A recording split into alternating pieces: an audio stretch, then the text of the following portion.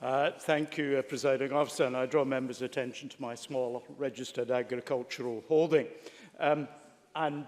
Just in response to a little thing that's just been said by Tavish Scott, I can't find it in the bill, but I know it's there, that it is possible to sell assets, provided the proceeds are then used to purchase another heritable asset. So, but that may not be a complete answer to the point he made.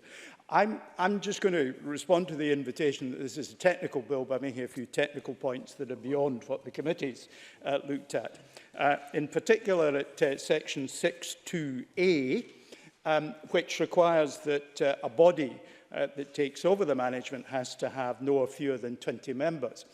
I just invite the government to have a wee think about that and build some flexibility. And I'm just thinking in particular of the recent buyout at Ulva, where the consent was required of a large number of people who were not on Ulva because of the way the community was defined. And it might be that there are similar circumstances in future. So I'm going to make progress if you don't mind. The other thing, I just want to make a few points about finance. One of the things is that managers of assets to whom it's been devolved, acting on local communities, are allowed, of course, to have other interests. They have to keep the accounts separate for the Crown Estate asset from any other assets they may have, and that's perfectly proper provision.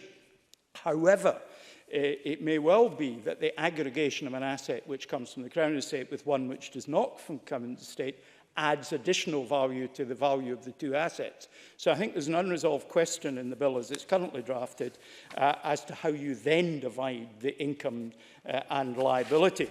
And speaking of which, if we go to section 3.4a, which relates to a transferee ceasing to exist, the function and any rights or liabilities transferred to the transferee. And I just think there's a wee bit of an awkward construct there in relation to liabilities when a community organisation might become insolvent. They will be very likely to be registered under the Companies Act, and therefore there will be provision for insolvency. It would be very unusual for the liabilities not to be extinguished at the point of insolvency, rather than for us to legislate that they be transferred to someone else.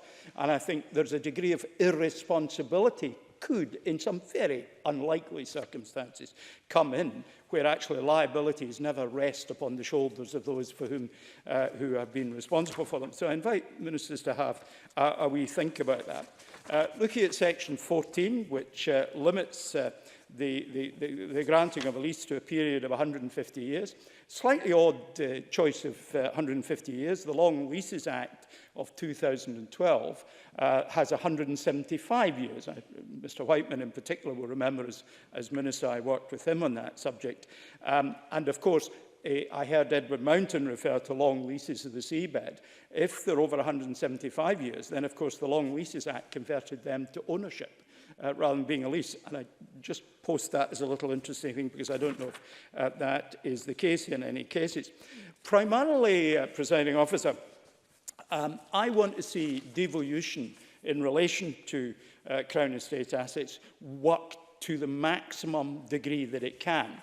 I'm less interested in local authorities taking responsibility, although clearly there are areas where that is the appropriate thing. And I think the success of what we're doing here will depend on our getting good, effective devolution down to quite small communities for whom the devolution may make a very substantial difference. Now, the bill is silent on the issue of, relatively silent on the issue of community. And I think there is some advantage in that because the Ulva buyout illustrates that while we were able to make it work, that the land reform provision for community buyouts kind of worked in a very odd way because only a tiny minority of those who had to give permission were actually an over. And I think it's worth looking at that. Finally, Presiding Officer, I look at recommendation 342, which is about up-to-date assessments of the condition of Crown Estates in Scotland and the absence of that, which the committee draws attention to.